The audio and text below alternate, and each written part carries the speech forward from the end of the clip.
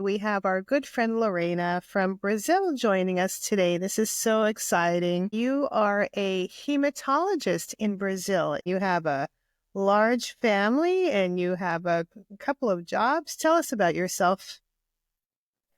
My nuclear family is compound of me, my husband, and my two daughters. My sister and my mother live here near us in João Pessoa, another city of the Northeast. And I have many other uncles and aunts and everybody who lives around the world. You're in school now? Is that correct? Yes, I have my employments, my two public hospitals employments and my clinical, and I'm doing my PhD, and I'm traveling a little bit with my daughters and just living as a common mother.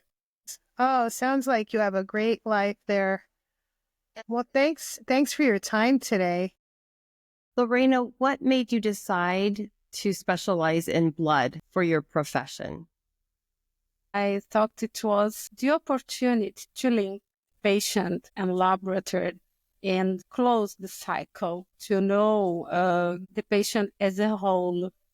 It was very interesting to me to understand the history, the patient, and the exams. I was working since I was in the first year of the university with histology, pathology, and my hematology professor, he was very correct. He was very intelligent, and he talked a lot about physiology. I believe that if we know how the system works, we know how to solve problems. So it was my motion to do hematology. What does a hematologist focus on when it comes to health? I will ask with two answers. Technically, we study diseases of blood. Personally, we study blood health. Because it's not possible to separate health and disease. How does the body produce blood? Where does that come from? Blood has a factory. I call bone marrow the factory of blood. So there, the factory, the bone marrow, produces leukocytes, erythrocytes, and platelets. How long does a blood cell live? Depends on the cell. The red cells, for example, they are in our blood during 120 days. The leukocytes, they are produced around 21 to 20 to 28 days. Platelets, they are in our blood during 3 to 5 days, more or less. They are always linked and they are always in a dynamic process of equilibrium. I don't know how to say in English, equilibrium. So each of the components of blood is a little bit different and has a little bit different lifespan. When we're talking about blood, it's a composite of cells, correct? It's not just red blood cells. Yes. Do you consider the blood system a vital organ? And why would you say yes or no? Of course. It's the only organ that is diffused around our body. It is a liquid organ. It has their own life. It works in their own manner. So the same way we take care of our heart, of our liver, of our bone, we need to take care of our blood. What happens in a situation where a patient has cancer? Can they produce these components normally, or is there some dysfunction? It depends on type of cancer we are talking about. With medullary cancers, we have immediately medullary insufficiency, bone marrow insufficiency. So we have many cells fastly producing, and the other cell are reducing their production. So we have too many cells that not works very well because the system is not working very well. Solid cancers is different. Sometimes they can go into the bone marrow, like metastasis, chemotherapy, radiotherapy. They made the bone marrow insufficiency too. So we have not just one thing to do this bone marrow insufficiency, but we have many ways to do this insufficiency while in chemo, while in radio, while in bone marrow transplantation. It's very important to have storage of iron, of B12, of folic acid. We need to have this normal. If I'm understanding you correctly, some cancers can destroy the body's ability to make blood, or it's destroying blood. We've got that works against the blood system. And then also other cancers, sometimes it's the treatment of chemotherapy and radiation that makes it harder for the body to make blood. Is that why a lot of cancer treatment is heavily dependent on blood transfusion these days? Yes, exactly this. When we have a bone marrow functioning normally, we generally don't need to do any transfusion. Okay. That's why it's so important to ask or to comprehend in our patients risk factors.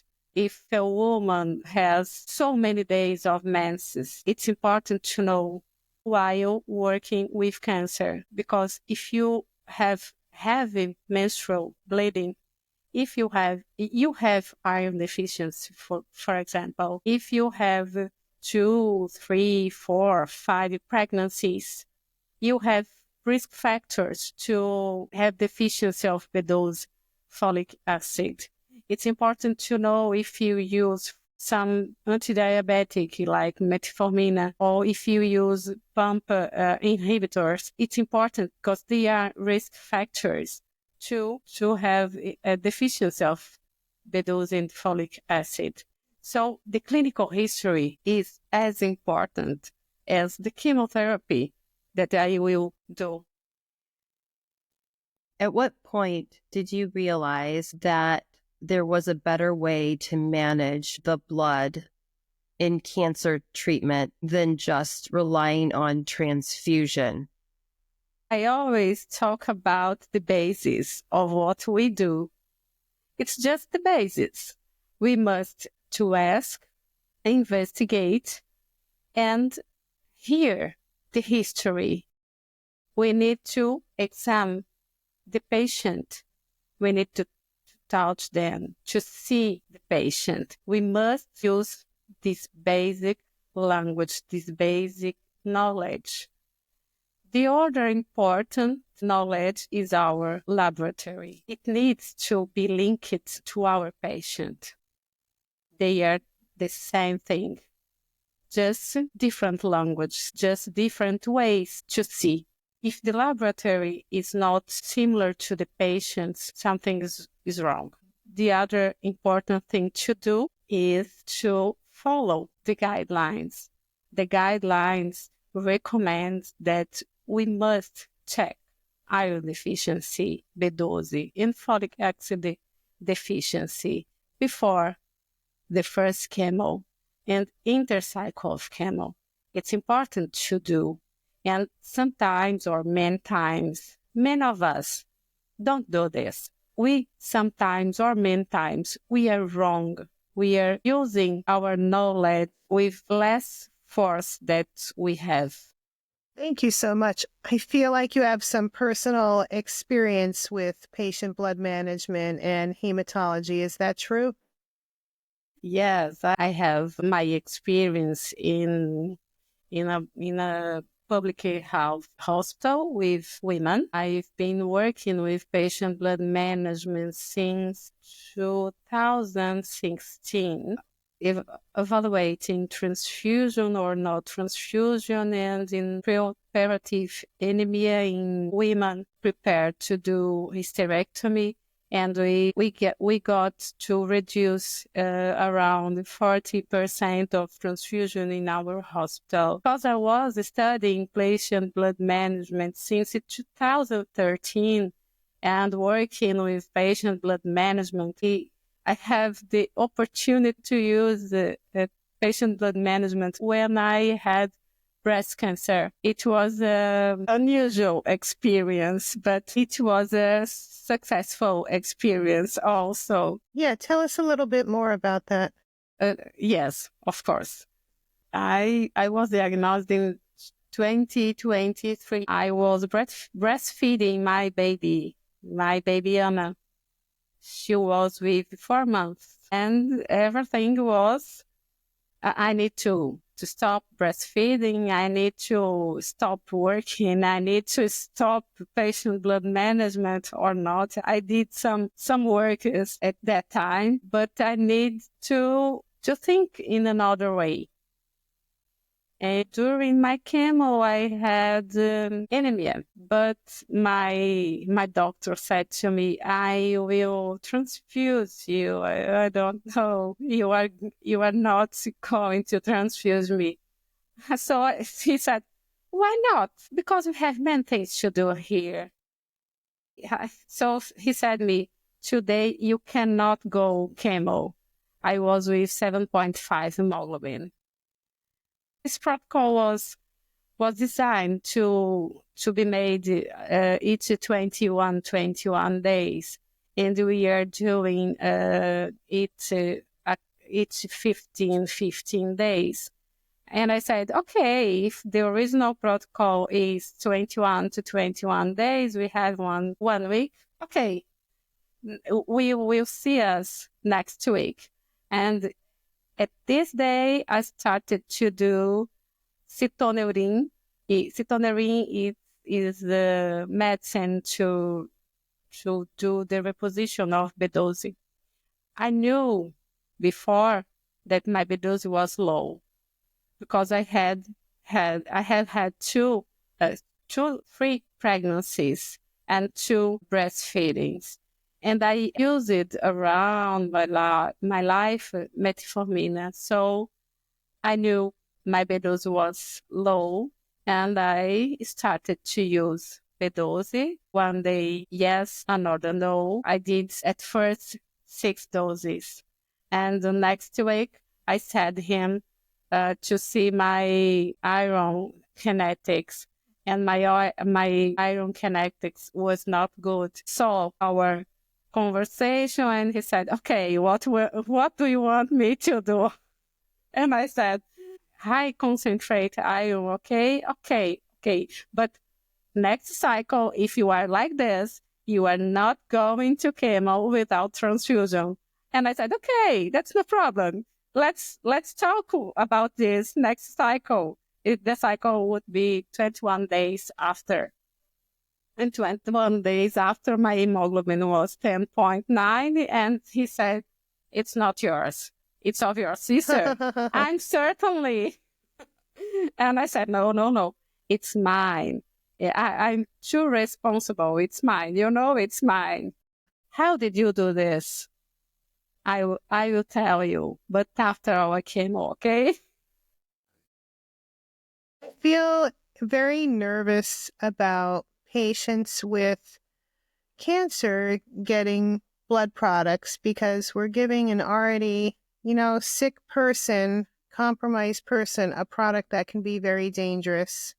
So I respect that you reached out and looked for an alternative, simple enough alternative to help increase your hemoglobin, increase your iron studies, your iron kinetics. And it's a good example for others. You don't have to get a blood transfusion all the time. There's some cases it's appropriate, but I think that's the first go-to for people. You just have to get blood because it's hematology oncology, right? How many cycles of chemotherapy did you take during your cancer journey? 16. 16? Yes. And did you need to have more iron infusions throughout that journey? No, I did the adequate dosing. I needed 2,000 milligram of iron concentrate. So I did the first dose in one day and the second dose 1 week later. And that was it. That's all. Because your entire cancer journey, you did not need a transfusion. No, I didn't need a transfusion, and I had surgery 5 weeks after my chemo, and I've been operated with normal hemoglobin and normal iron kinetics. And nowadays I have normal iron kinetics and no anemia. Your main issue was that you needed the iron replacement to get you through the chemotherapy. When I think about, you're saying 2,000 milligrams of iron was what you Yes. got. And in a regular unit of blood, there's what, about 200 milligrams? So that would have been like 10 units of red blood cells that you went without. So just trying to put that in perspective for the listeners. When we need iron, transfusion is not the solution. I think this message is very important. Iron deficiency must not be treated with transfusion. It's important. What about in a cancer patient where their iron labs are normal, but they are anemic because of the cancer treatment or the cancer that they're having? Is there a patient blood management modality for that type of situation? It's a very good question. To do the diagnosis of iron deficiency in a cancer patient, it's the challenge because ferritina is always high. And sometimes we have PCR high or not. And we have iron saturation. Sometimes it's borderline, like 19, 20. So again, the basis is very important. Hear the patient, examine the patient, do the test before initiation the treatment, and cycle by cycle. Sometimes we have inflammation and iron deficiency, and it's not so easy to do this diagnosis. It was not easy for me too. I chose the medical doctor, the hematologist, to ask the question. And I asked the question, so if you see my ferritina is too high, but hemoglobin in reticulocytes is too low, would you do iron for me or not? And he said, yes, I would do iron for you. I'd like to use erythropoietin 2. My oncologist said, erythropoietin, I will don't use never. Okay, we decided to use just iron, and it works very well. It worked very well. I would like to restate a very important point that you made there for our listeners. I think that a lot of people just look at the ferritin level and decide iron deficiency anemia or not based upon the ferritin level. But in oncology cases, there is inflammation more often than not. So you will see a high ferritin because ferritin is a marker for iron deficiency, but it's also a very good indicator for inflammation. So it's important to differentiate that. So thank you for making that point. If someone just looked at your ferritin and said, oh, too high, no iron deficiency, you have to put things into perspective. Also, I thank you for bringing out the erythropoietin discussion. Mm-hmm. I've talked to hematologists, oncologists that say they do not want to use it with cancer patients. And then I've talked to others who say it works just fine and they will use it. So that medication, erythropoietin, for our listeners, will help your bone marrow to generate blood production faster. There's a little bit of a controversy as to whether that is useful in oncology. So what's the current state of evidence?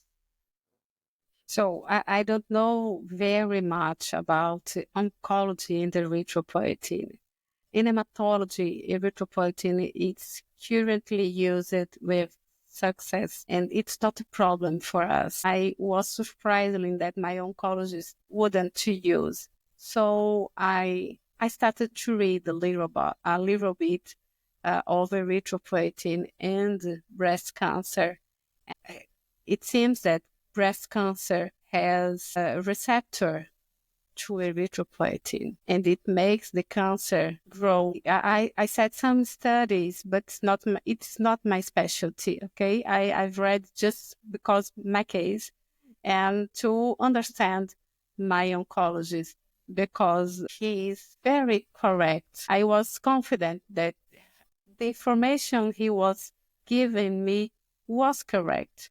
So I think the answer will be directly involved with the type of cancer and the type of treatment and the type of patient.